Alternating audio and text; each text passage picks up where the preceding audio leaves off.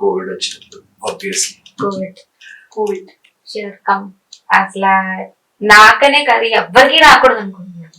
ఐసీయూలో నేను ఒక 5 days ఇంతోనే ఉన్నాను.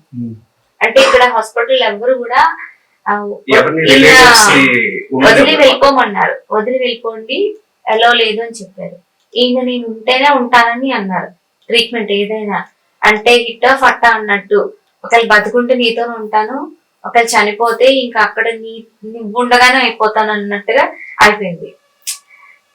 నేను మొత్తం అంతా మెడికల్ హాస్పిటల్స్ మొత్తం అన్ని కూడా బెడ్ 3 lakhs పెట్టి కొంటానని కూడా ఇచ్చారు. అంతా అయింది కానీ ఈయన వదిలేసి వెళ్ళిపోమన్నారు.